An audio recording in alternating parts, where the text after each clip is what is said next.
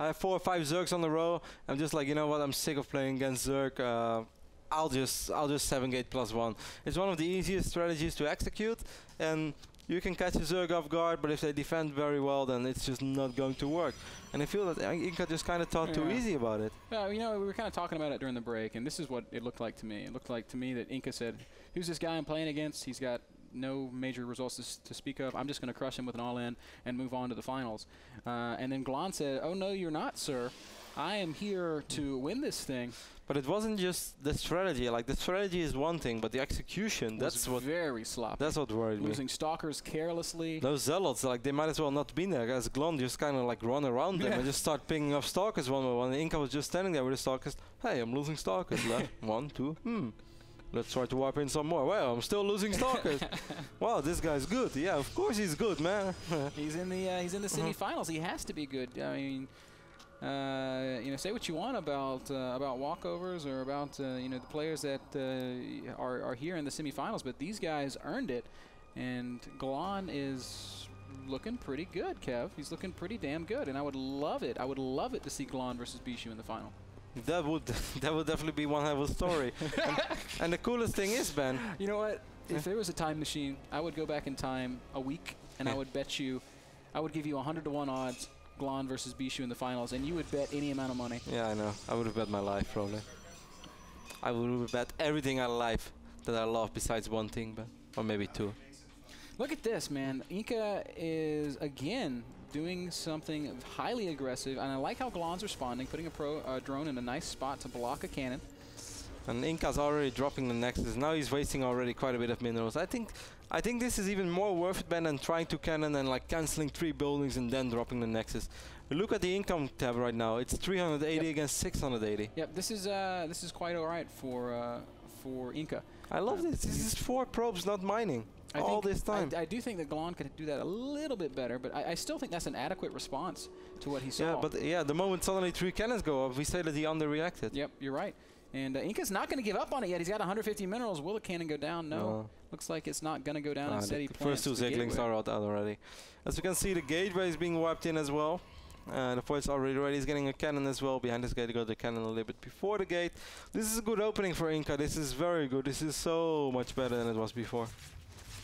Yes, puts him in a very even position, maybe even a little bit ahead, frankly. He's got a small worker lead, and his Nexus is going to be done very shortly. And like you pointed out already, Glon lost a great deal of mining time there chasing that probe around. How do you think Inca's going to follow this up? Do you think we're going to see some Stargate play out of him, as we did see him open up Stargate at least 1 game against Hydra? I would be very surprised if we saw him do another crazy all-in, given how well Glon shut down the last one. So. I think Stargate's pretty common amongst these Korean players. What I don't think we're going to see is him just going for it off of 2 bases, not after this great start. So what do you mean? I think we're just going to see macro. Maybe he goes Stargate for some map control, but I think we're just going to see macro. We will see. He still has his... It is Entombed Valley, sorry.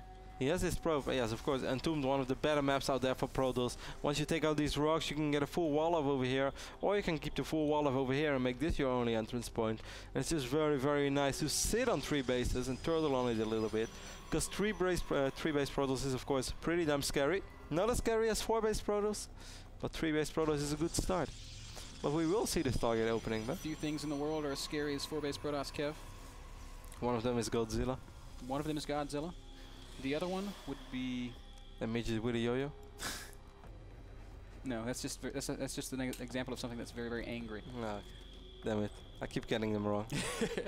I would find it pretty scary, man. Imagine if you wake up in the middle of the night. There's a midget with a yo-yo standing over you in your room. Oh, that would be terrifying. And he's like, if this yo-yo hits the floor, you're dead.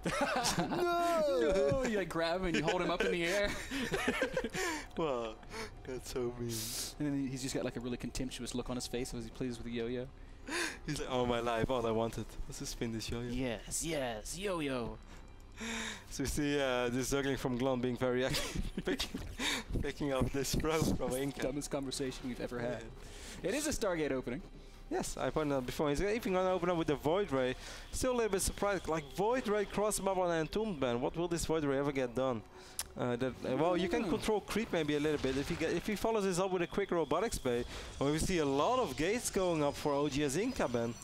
Yeah, silly me saying he's not going to all in. 4 more gates go down. That makes it 5-gate Stargate. This is pretty much the same build he did against Idra. And, you know, Glon, I've got to, again, applaud him for how solid his openings are. He's already putting down Spore Crawlers just because he doesn't know what he's seeing. But right now, at the moment where he tries his Void Ray, he might just think like, hey, you know what, I'm playing as Void Ray, I'm going to drone. But now we see OJ's Inca taking his 4th simulator as well, and it's natural. I'm a little bit surprised by that. What is he going to try to do? Just warp in a lot of Zealots, just try to make something happen. Well, this Zergling, by the way, did spot this pylon in the left bottom side of the map. Absolute hero. Yes. Pylon is going to complete, and actually Glon's not making any units at all. So he doesn't seem too concerned about it. He knows it's there. And what is Inca going to do? It's looking more and more like he wants to get a little bit aggressive. +1 finishes.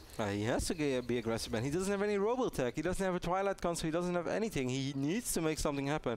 He doesn't have to win this game, but he's going to have to do a lot of damage. Glon is preparing for this attack. He's got more Void units Rays popping out. These rocks need to die.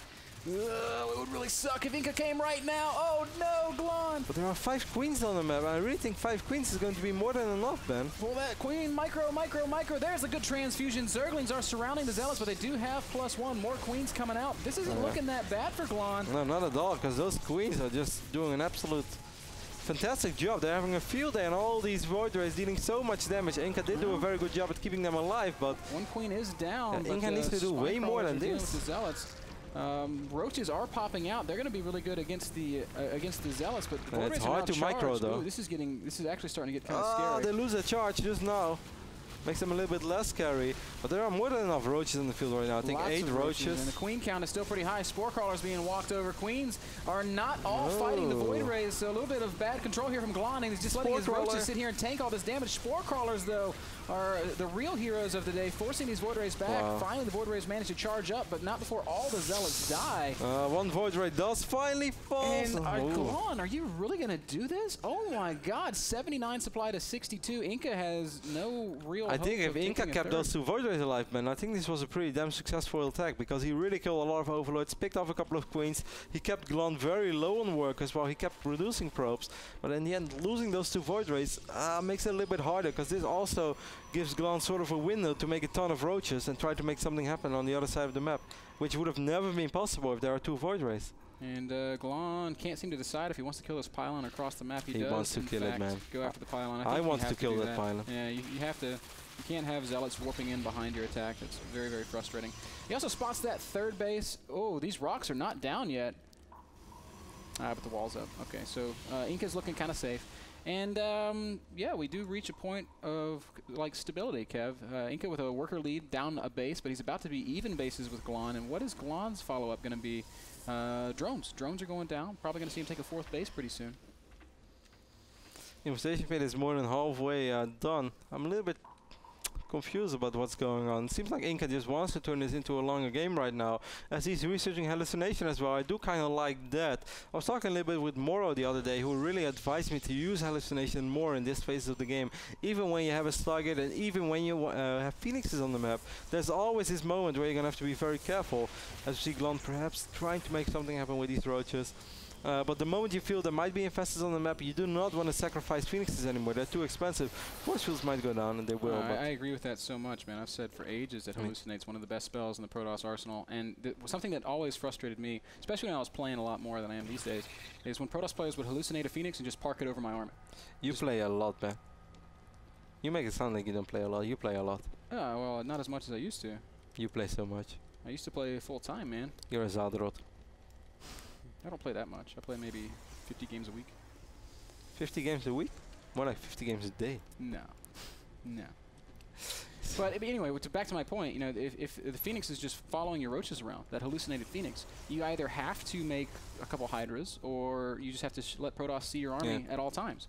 And it's really annoying. Or you keep a queen with your army at all costs. Something else that you can maybe do in this era of making lots of queens. But that still only works as far as your creep spread. And if you want to get aggressive, Protoss is always going to see it. In short, I agree with Morrow. Hallucinate's very good. Well, Moro is very smart, man, so that makes a lot of sense. Infestors are on the way right now, and these hallucinated phoenixes will be able to spot everything. More importantly, we'll spot this layer being upgraded to Hive as well. And that is, of course, pretty damn key. This overseer did finally fall after flying around the base around 4 times. Man, that was like Top Gun. Inca's not going to make any Colossi, Kev. He's going to drop the Templar Archive, so it's going to be a Charged Lot Immortal Archon composition, not unlike what we saw out of Bling's play in the Gauntlet. So, interesting. You know, one of the... go ahead. Oh, sorry. Bling opened very differently. Bling did not open up with his target. Bling did not open up with 5-6 gate +1. So this means that his attack allowed him to hit before Broodlords were out. And I'm kind of worried, Ben. I'm not sure if Inca will be able to realize the same. Yeah, I'm also a little bit concerned about that myself. Bling's was very timing based. But you know, Glon, here's a mistake that he hasn't really made many drones. He's only on 65 harvesters. This means he can't throw down that major kind of wall of spine crawlers that would be so excellent against this kind of army composition.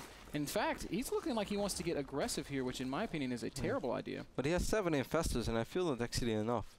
But we will see, we'll see. Oh, Fungal does land on all these Stalkers, and if he just relands the Fungals, he's going to be able to pick off these 7 Stalkers. Terrible mistake by Inca. Yeah, a very costly mistake there. Those Stalkers were so key, and not only that, Kev, that takes away from his ability to defend. Those were all the Stalkers that he had on the map. He did just wipe in 11 Stalkers, so that means that he has 11 gateways right now. That is pretty crazy. That is incredibly crazy. Using that 3-base. But look at Glon being aggressive while Grady Spire is on the way. Normally Zergs are shivering in this phase of the game. Please let me get my Broodlords out. Please let me get those brutes ready. Then I will fight you. And Glon's just on the side of the map containing Inca on his 3 bases. He's doing a great job of forcing Inca to feel a little scared, but Inca is leaving his base now, 180 supply. First Corruptors are coming out. Inca's gonna, I think Inca's gonna nail this timing, like at the only second that he could hit. Greater Spire is still not quite done, and these Archons are gonna finish. Perhaps a very, very big counterattack right now immediately by Glon. He can do. I think he should base race. Oh, the Lynx could just stream into the main base. Send some Lynx into the main base. It would have been so good. Glon's gonna go back? You're never going to get back. You have to counter and then hope to get the Broodlords morphed somewhere safely. Inca going to come crashing into the spine. Glon is going to go back. Make up your mind. He's being way too indecisive, and he's not going to counter. He is going to go back. Look where he's morphing the Broodlords, man. That's not going to work. And, of course, he realizes it. Pulls out a couple of the Corruptors back. Oh, Glon, this was such a winnable game. This is a huge mistake. Forced to cancel the Broodlords yet again. Here we go. He's finally going to fight. Fungal's going down. Not a terrible engagement. Oh, the army of Inca was so spread out, but I think it's still going to be enough, and those Archons are dealing so much damage. He's got to make Broodlords, Glon, and he's going to morph it right over the army, and that's just not the right way to do it. And, oh man, I really wonder, Kev, if we can chalk that up to nerves. GG comes out of Glon. Wow. Inca takes the game, a game that I don't think he should have ever won. With that timing, as you said, he's going to nail it on the second, and he did. If he would have been 5 seconds later, those 6 Broodlords would have been ready. There's no way Inca's going to win that fight. So, a couple of things. Glon, was counterattack the right choice? Yeah. I think yes. Like, he didn't even have to break a building. He could just run up the ramp. Put your Broodlords in airspace in the corner. Attack when you lose drones. Morph 10 Broodlords. You now have a stronger army than your opponent. Was coming back and defending the right choice. I still think that is a yes. But you have to be decisive about it. You have to come back in time, and you have to keep your Broodlords safe and alive, allow them to morph, and then you have the better fighting army, and you still win the game. What we saw from Glon was some indecision. He went forward, he went back, he went forward, he went back, and finally said, damn it, and he turned around, came all the way back across the map. Took an okay fight, but without the Broodlords, wasn't able to win. Broodlords were just not ready, and every time he was morphing new Broodlords, he was morphing them right above the army of Inca. It was just that's something we still see way too often with Zerg players, which just makes no sense. You can morph those Broodlords anywhere. Yes, they are pretty slow, so you want to morph them somewhere close to where you probably think you're going to need them in the near future, but you don't have to morph them right there, right in that open area where you have no units covering them. Anyway, guys, we'll be right back with the final game between Inca and Glon. The winner will move on to the NASL Season 4 Grand Final of this qualifier. I'm going to do it again. I'm going to keep doing that. And he's going to play against Ignitas Bishu. It's going to be ZVP or PvP final. Stay tuned and you'll find it out after this break.